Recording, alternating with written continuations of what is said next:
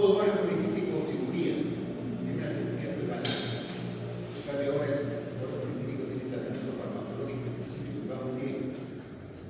Para eso necesitamos atender y buscar cuál es la causa de estas patologías ginecoendocrinológicas, patología del ovario, trastorno del ovario. Esto tiene su solución muy interesante que hay que tener presente. Ya ustedes conocen esto, los ovarios, muy bien. Gonadas femeninas que están suspendidas por un ligamento específico. Esto lo sabe bastante el ginecólogo. Están suspendidos por la pared interna del útero y el ligamento conjuntivo. Entonces, eso es lo que ustedes tienen que tener presente. Más reparos anatómicos para localizar dónde están los ovarios. Se dice que son 2 millones de ovocitos primarios al momento del nacimiento. 2 millones de ovocitos. Imagínense qué cantidad de ovocitos. Pero en la pubertad quedan 400.000. Se van degradando poco a poco. Y de ahí, solo 300 a 400.000 óvulos alcanzan la madurez cada 28 días. Después de la pubertad hasta la menopausia. Es una reducción de la capacidad fértil, pero se mantiene la capacidad fértil con la presencia de los ovocitos. La menopausia que se presenta alrededor de los 60 años, ya vamos a hablar de la edad que se presenta la menopausia. ¿Cuáles son las funciones de los ovarios? Esto es interesante, hay un capítulo que se llama endocrinología de la reproducción, donde se ven todas estas cositas. Son como los especialistas que se dedican a la reproducción en el Perú. Es un campo muy interesante, ustedes tienen una especialidad, capacidad fértil de los ovarios tienen una función exocrina. Permite la liberación de un óvulo porque es el estrógeno, ¿no es cierto? Tienen una capacidad endocrina, porque los ovarios, por las hormonas, se liberan de varios tipos en la sangre. Ellos son los estrógenos. Existen 3 tipos de estrógenos: el estradiol, la estrona y el estriol. Así como hablábamos de una tiroidea que es la biológicamente activa, la más activa, la más biológica activa es el estradiol 17 beta, que ustedes en su libro lo van a encontrar con la sigla de E2, el estradiol. Estrona y el estriol es el menos activo y potente, de tal manera que muchas sustancias de estradiol y estrona se van a metabolizar, se van a convertir en estriol. Pero acá el dato importante es que el estradiol es el más activo y el más potente. También hay liberación de progesterona. La progesterona y secreción de andrógeno. Hay un porcentaje, hay una pequeña cantidad de andrógeno que se produce a nivel de los ovarios, siempre que tenemos presente.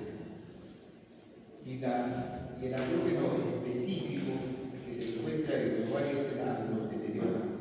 Cuando yo quiero hacer dosaje de capacidad fértil a una dama que existe el problema de hiperandrogenismo, una de las sustancias que hay que pedir es la androstenediona, que es el andrógeno específico que tienen las mujeres a partir de los ovarios. No es que se pide a propósito, se pide porque es el andrógeno que se presenta en cantidades fisiológicas en una mujer producida por los ovarios, la androstenediona. Ustedes saben que la ovulación es un mecanismo por el cual las células folliculares van madurándose de tal manera que van llegando a la superficie y van formando, como le van desarrollando el estrógeno que sirve para el crecimiento de los folículos y el aumento del endometrio. En etapas finales se forma el folículo de Graf, que es el folículo maduro, que es el que produce la liberación del óvulo y comienza a presentarse sustancias hormonales, y la que no maduran se aprecian o desaparecen, principalmente que el cuerpo luce, el cuerpo amarillo, y se liberan los óvulos poco a poco. Entonces vean toda la evolución que tiene la formación o maduración de los óvulos, folículo de Graf. Cuando se forma el folículo de Graf, al final se forma el cuerpo amarillo. Y aquí viene un dato importante. Cuando se forma el cuerpo amarillo, se ve que es asiento de progesterona y estrógeno. O sea, si yo quiero determinar si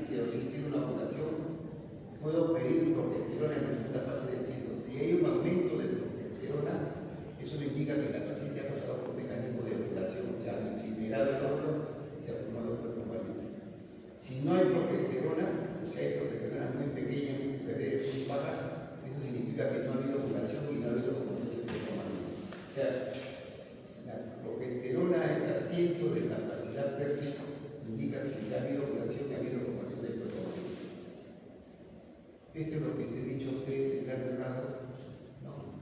La combinación de estas células folliculares del folículo de grado, la eclosión, la liberación del óvulo, la formación del cuerpo amarillo y la desaparición en forma de atresia. Esto sucede cada 28 días y de acuerdo a la capacidad o a la formación o a la funcionalidad normal de óvulo, pues todo este sistema vamos a ver si existe una capacidad reproductiva. ¿Por qué yo traigo a colación estos datos primero? Porque yo voy a tener que sacar de acá datos de expresión o ausencia de liberación de sustancias hormonales. Quiero ver si se están produciendo hormonas o no se están produciendo hormonas en base a esta base del ciclo menstrual. El ciclo menstrual, ustedes dicen, ustedes ya conocen que existen varias maneras de ver el ciclo menstrual. Por ejemplo, para que se haga liberación o producción de LH del endometrio y maduración del folículo, tiene que haber estrógeno, estradiol primero. Existe una fase a mitad del ciclo en la cual se produce una eclosión del óvulo, y aquí lo que vamos a conocer es la fase de liberación o liberación. Generalmente ustedes saben que existe un mecanismo de retroalimentación con Big Bang. El mecanismo de retroalimentación con Big Bang positivo se produce en el ciclo menstrual con la liberación del óvulo y la producción de estrógenos de cantidades importantes. Esto tiene que repetirse. Acá el otro dato importante es que a mitad del ciclo con la producción de progesterona se evidencia que existe un aumento de la temperatura corporal. Entonces, una manera clínica específica de precisar si ha habido ovulación es mediante el estudio de la temperatura corporal a partir del 14º del ciclo, y se evidencia que si ha habido temperatura corporal elevada, esto significa que ha habido eclosión, ha habido formación, que ha habido producción de progesterona, que es la sustancia tremendamente calorígena. Los ginecólogos y los endocrinólogos, cuando ven pacientes como para ver su capacidad, tienen que analizar este tipo de cuadros. Tienen que hacerle un seguimiento a ver si existe ovulación, eclosión, formación de progesterona y aumento de la temperatura corporal.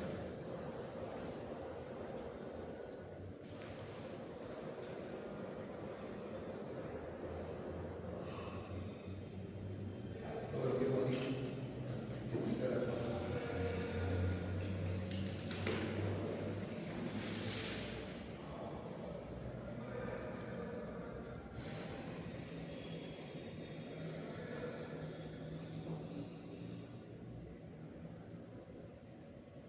Las hormonas gonadales tienen como sustancia importante biológica el colesterol, así como para las hormonas tiroideas se necesita yodo, para las hormonas gonadales se necesita colesterol. Y las hormonas tiroideas derivan del colesterol tienen un significado que ustedes la conocen en la parte de bioquímica, que es el ciclo metano-pirido del estreno que derivan del colesterol. Y es de la estructura química de las sustancias esteroideas, tanto de la testosterona, el estradiol y la colesterona. Entonces, estas hormonas tienen que tener como sustancia fundamental elemental para sintetizarse el colesterol.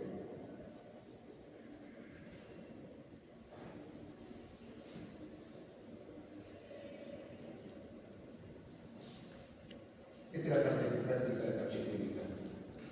El hecho de producir estrógenos y sexo femenino le da la capacidad de tener ciertos equilibrios fisiológicos importantes. Debido a los estrógenos, el organismo ahí influye sobre la personalidad de la persona, tiene un efecto de vasodilatación, tiene un efecto de cardioprotección, tiene un efecto en la síntesis de proteínas y factores de coagulación y receptores a lipoproteínas a nivel del hígado. Tiene un efecto de neuroprotección, reducción de la presión intraocular, característica de la piel, mantenimiento de la densidad ósea, crecimiento y desarrollo de las glándulas mamarias y algunos otros elementos. Cuando no existe estrógeno, todos estos efectos fisiológicos se disminuyen o se alteran. De tal manera que cuando existe una edad en la cual no hay ovulación de estrógeno, que es la época de la menopausia, vienen todos los efectos colaterales que pueden existir en esta época. ¿Cuáles son las enfermedades crónicas más frecuentes? Ya esta es la parte de la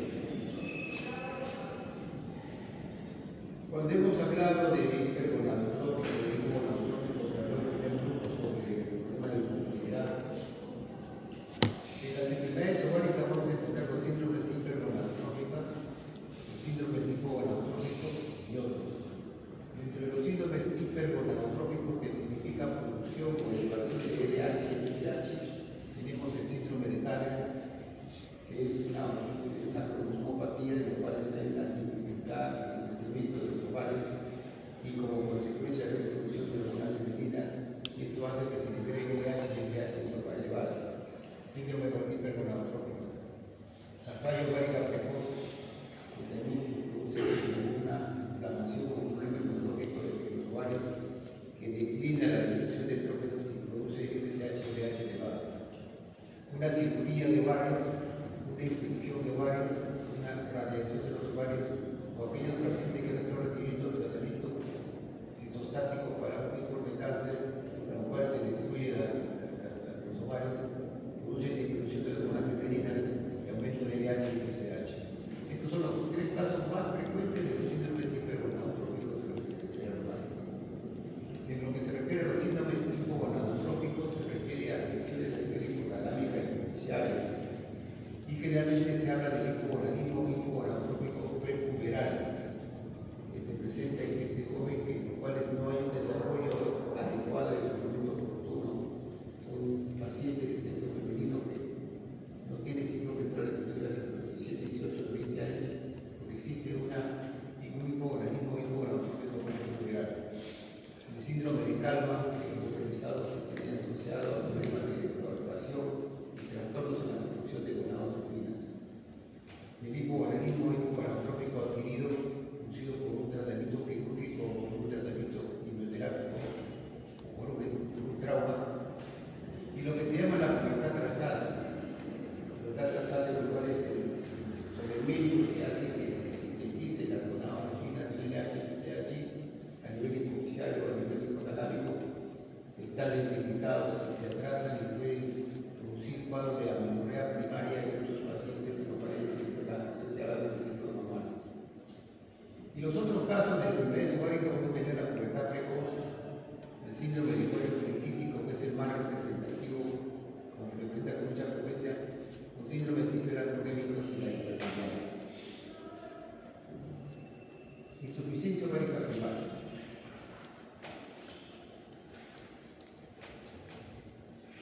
El ovario puede ser insuficiente por tres condiciones o tres cosas importantes.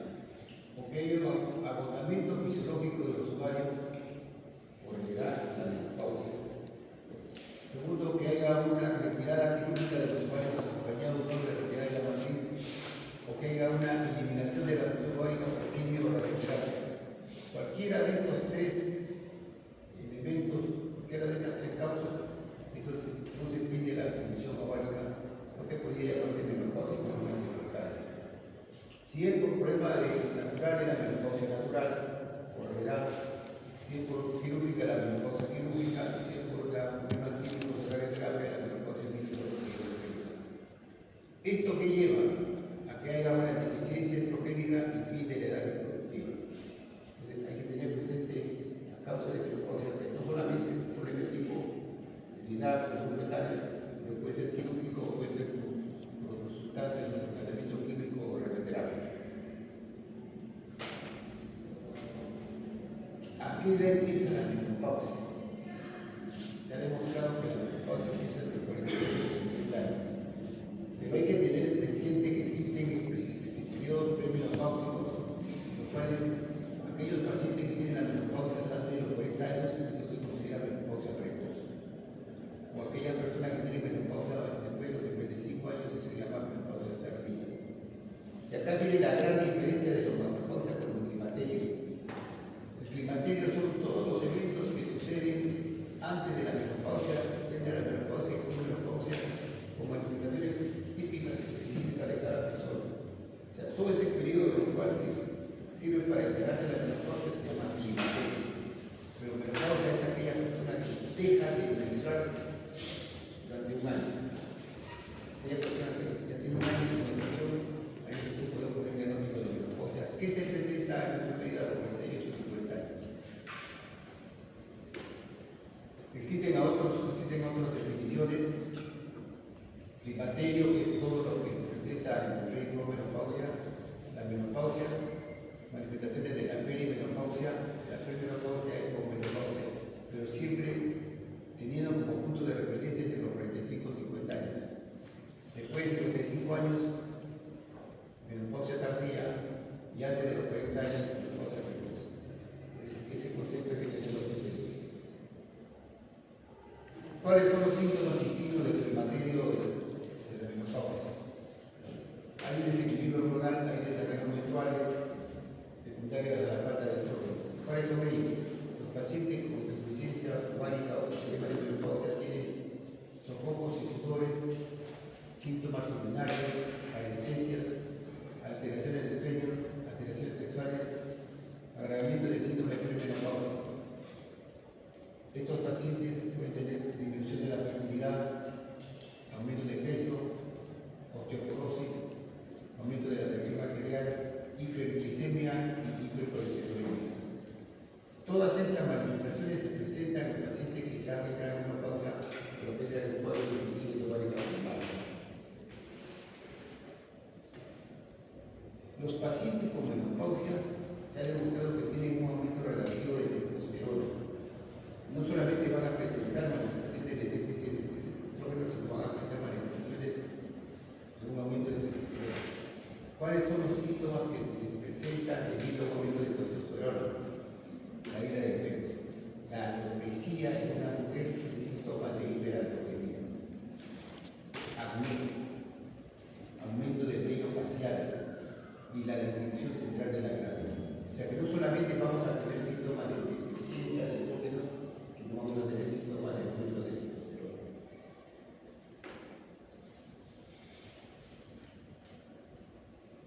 A largo plazo, los pacientes con menopausia van a tener osteoporosis, enfermedad cardiovascular, cáncer de mama. Hay un estudio en los cuales se le dio hormona femenina a un grupo de pacientes con enfermedad de Alzheimer y hubo mejoría en la enfermedad de Alzheimer. Parece que la hipoestrogenemia puede ser una enfermedad de Alzheimer y trastornos afectivos. Es un estudio nuevo muy interesante. Aquellos pacientes que tenían enfermedad de Alzheimer que estaban en forma menopáusica se le dio terapia de reemplazo de hormonas y el problema de Alzheimer mejoró tremendamente. Las enfermedades metabólicas son frecuentes en mujeres adultas. El hipotiroidismo y la diabetes es con mucha más frecuencia en pacientes de época de menopausia, enfermedades articulares como artritis y la obesidad. Luego la obesidad relacionada al problema del hiperandrogenismo relativo que tienen estos pacientes de la época de menopausia. Insuficiencia ovárica primaria, secundaria y terciaria, o sea, nivel hipotalámico y pituitario. Y acá hay un dato importante. Los pacientes con insuficiencia ovárica secundaria o terciaria, que significa que la lesión es el nivel hipofisiario y hipotalámico, no solamente vienen con síntomas de insuficiencia estrogénica, sino vienen con síntomas de otros tipos de sustancias hormonales.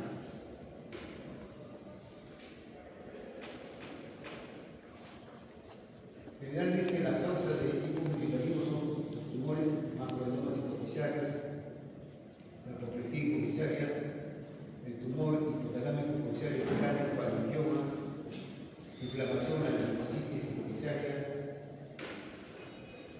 el síndrome de Shiga, que han revisado ustedes, el pánico y hiperismo postparto, es una insuficiencia ovárica secundaria, la aneurisma de la carótida, y aquellos pacientes que han tenido algún procedimiento quirúrgico, una sección de tallo hipotalámico hipofisiario. O sea, el mensaje es que los pacientes que tienen problemas hipotalámicos deben ser llamados, se consideran como hipotiroidismo y deben ir no solamente asociado a la disminución de estrógenos, pero viene asociado a la disminución de los otros hormonas. El caso más importante es el paciente con síndrome de Shiga. En el síndrome de Shiga no solamente hay síntomas de insuficiencia estrogénica, sino hay síntomas de insuficiencia ovárica, insuficiencia de la glándula tiroides, hay hipotiroidismo secundario, hay insuficiencia suprarrenal secundaria. Cuadro clínico. ¿Qué manifestaciones puede encontrar en una insuficiencia ovárica secundaria o hipogonadismo